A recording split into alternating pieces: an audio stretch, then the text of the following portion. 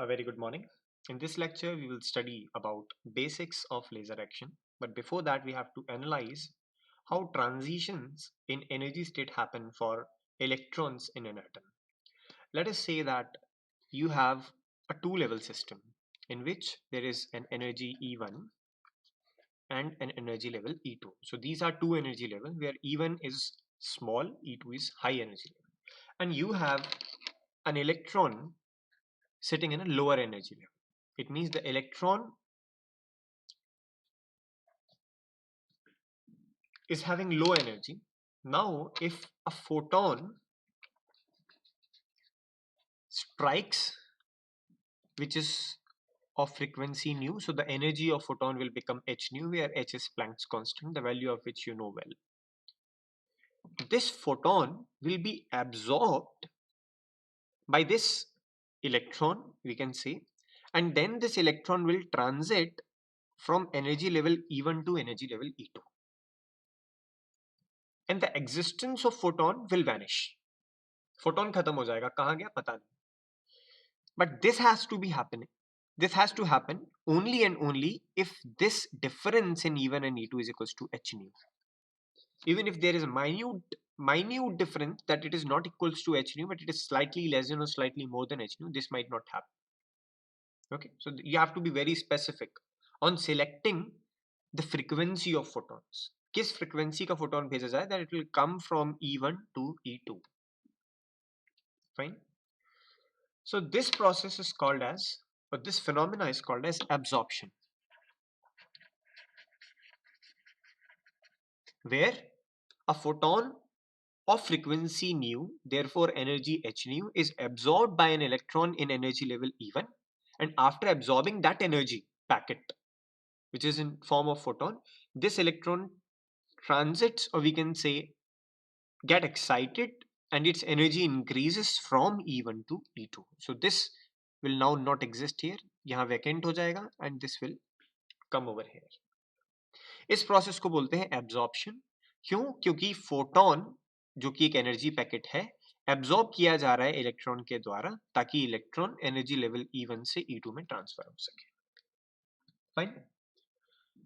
So there is a relationship between this, that you can write that this will happen only and only if the frequency or the energy of the incident photon which is to be absorbed is equals to the difference in the energy levels, or we can say that the frequency will be E2 minus E1 upon H.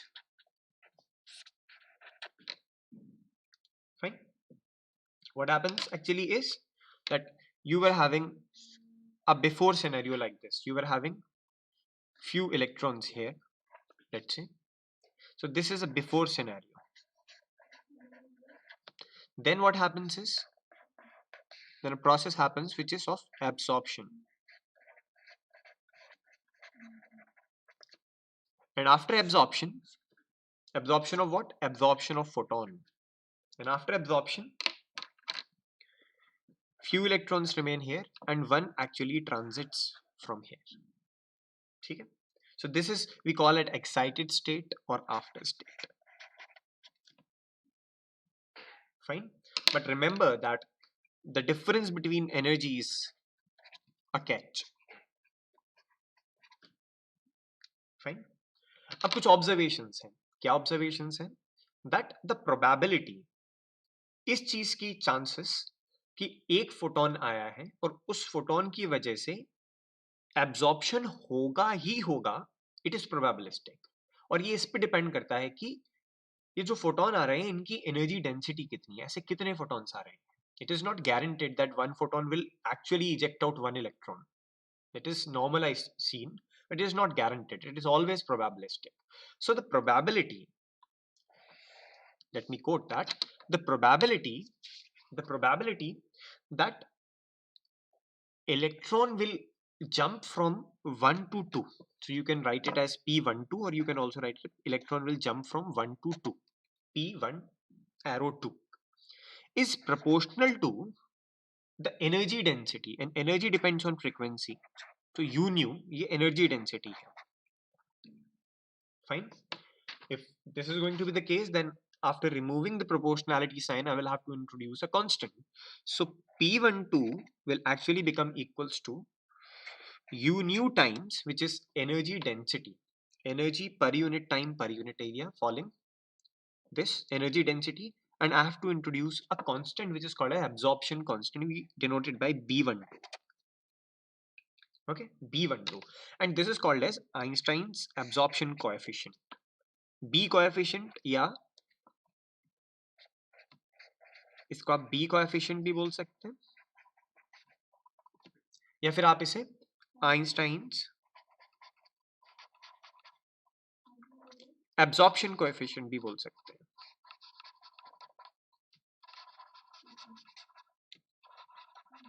Okay, तो ये तो कहानी हुई lower energy से higher energy में पहुंचने की, which is excitation.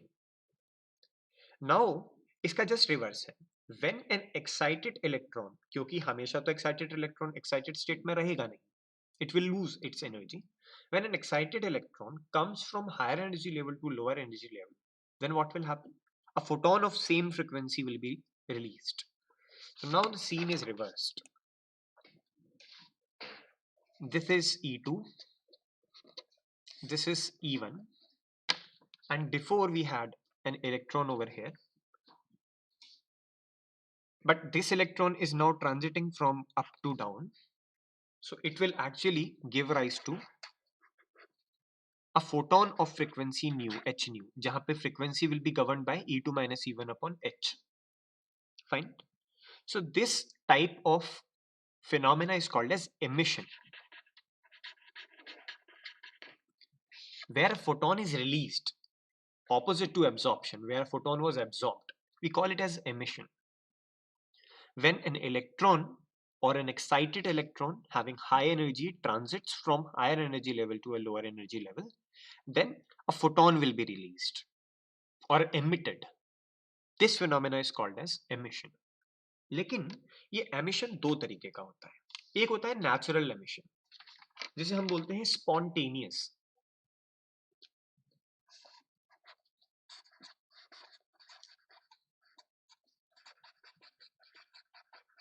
ठीक है.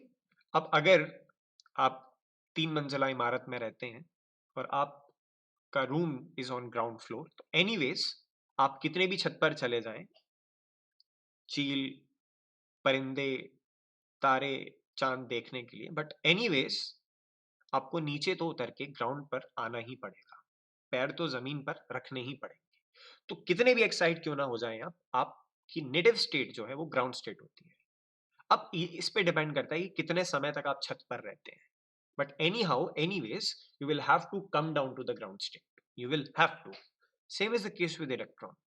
एक्साइट होने के बाद they are not going to stay there for all of their life. They will have to come down, and they come down in a very small period of time, normally 10 to the power minus 8 second में. Okay, यानी nearly 10 nano second में ये नीचे आ जाते हैं. पलक झपकने की तो बहुत बड़ी बात हो गई, पलक झपकाने में हमें कुछ मिली सेकेंड्स लगते हैं, उस मिली सेकेंड के भी 1 करोड़ भाग में ये नीचे आ जाते हैं. तो nearly 10 to the power minus 8 seconds में an excited electron can come back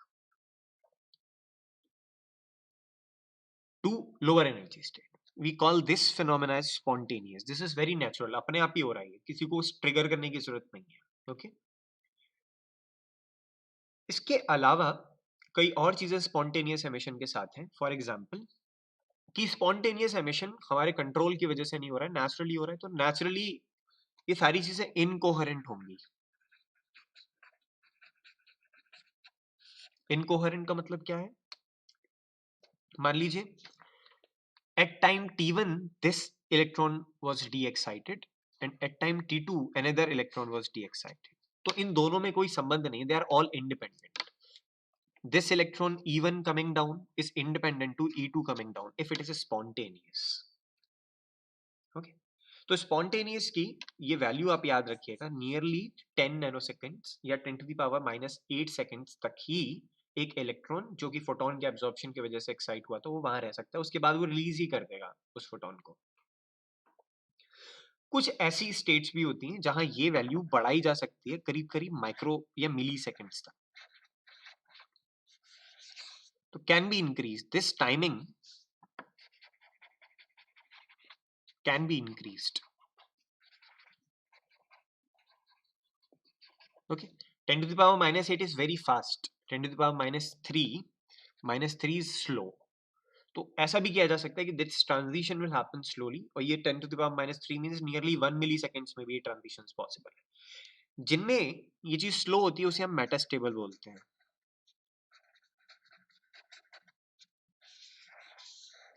okay, so if somebody is asking you कि मेटास्टेबल मटेरियल्स के लिए बताइए कि स्पॉन्टेनियस एमिशन का टाइम नियरली कितना होगा, तो you can quote that it is nearly in milliseconds, 10 to the power minus 3 seconds.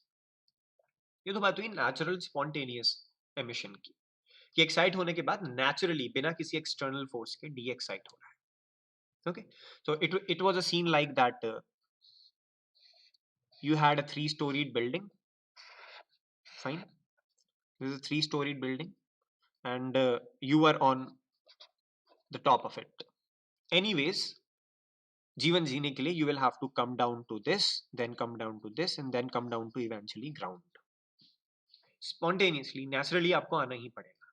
Okay, there is another scene which was proved by Einstein in 1970. And he gave another form of emission and demonstrated it, and he called that as stimulated emission. Very natural thing. For example, the scene is now a bit reversed. You were on a 3-storied building. This is ground, right? This is ground. You were on a 3-storied building. Suddenly what you saw, that one of your friend is passing by. This guy is passing by, and you have seen that your friend is actually going this way. आप अपने friend के प्रभाव में आकर डीएक्साइट होकर ground state पर आ गए, and now on this road 2 are moving. Okay, 2 are moving now. So if the de-excitation happens because of presence of something, I will just explain to you what that something is. We call that as stimulated emission. एक और छोटा सा example आप ले सकते हैं. For example, you and your friends were actually throwing a pair of shoes in the garden. अपने जूते उछाल रहे थे, गेम है, खेल रहे, और एक पेड़ की शाख पे आपका एक जूता जाके अटक जाता है. अब आपके पास 2 ऑप्शंस हैं. या तो वेट करें कि शायद अपने आप ये जूता गिर जाएगा. पेड़ को हिलाना भी दूसरा ऑप्शन है, क्योंकि उसकी एनर्जी बढ़ जाएगी, अपने आप नीचे आ जाएगा. या दूसरा ऑप्शन है कि आप दूसरे जूते को इस्तेमाल करें और इस जूते से जो जूता वहां पेड़ पर टंग गया है उस पर फेंकें, दोनों टकराएं और नीचे आ जाएं. हम तो यही ट्राई करते थे. इस तरीके के एमिशन को, जहां एक जूते से दूसरे जूते को नीचे लाया जा रहा है, एक फ्रेंड दूसरे फ्रेंड को नीचे ला रहा है, we can say that it is happening in presence of something, that's why stimulated. Stimulated emission को अगर फोटोन की भाषा में समझें तो होता ये है that you have an electron in excited state,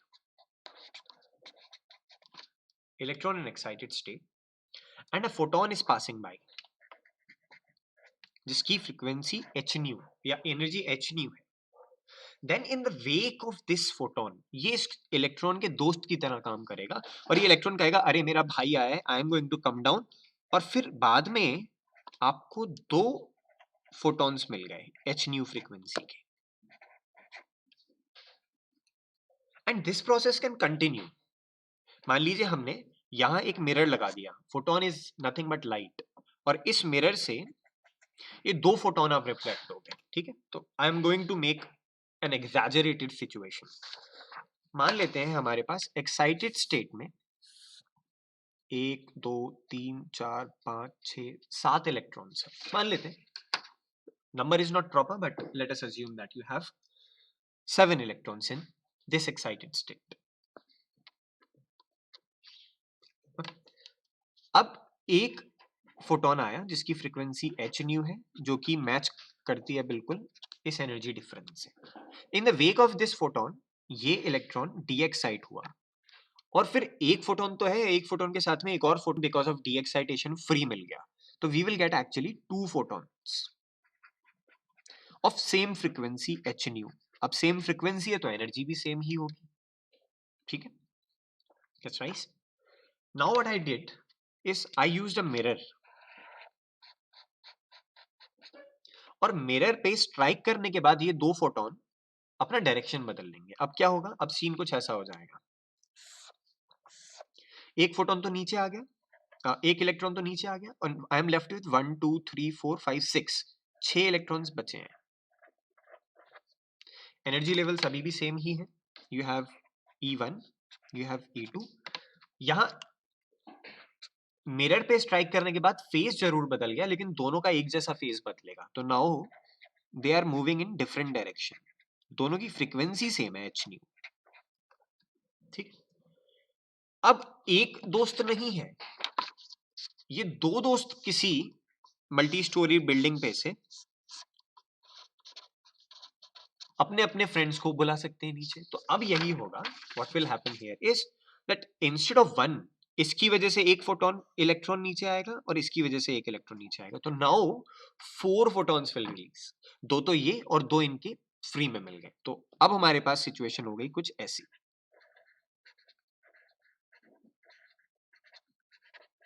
तो आपने देखा it is something like amplification, एक से शुरू हुए थे, 4 हो गए, अब ये 4 बाकी 4 को बुलाएंगे, फिर वो 8 हो जाएंगे, फिर जो 8 होंगे वो बाकी 8 को बुलाएंगे, तो it will increase as a chain reaction.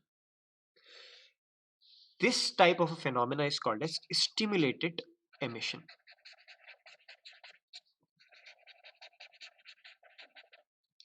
ये आपने ट्रिगर किया, आपके दोस्त ने ट्रिगर किया, भाई नीचे आओ घूमने चल रहे हैं, फिर आप दोनों ने अपने दो दोस्त को ट्रिगर किया, भाई नीचे आओ घूमने चल रहे हैं, ना ग्रुप इज फॉर्म, एम्पलीफाई हो गया। सिमिलरली दिस फोटोन में ग्रुप सा बन गया है, एम्पलीफाई हो गया है, ठीक है। तो दो तरीके के हमारे पास एमिशंस हैं, एक है स्पॉन्टेनियस, दूसरा है स्टिमुलेटेड। अब इन दोनों में फर्क कर लेते हैं, डिफरेंस कर लेते हैं, समझ लेते हैं। जो स्पॉन्टेनियस एमिशन था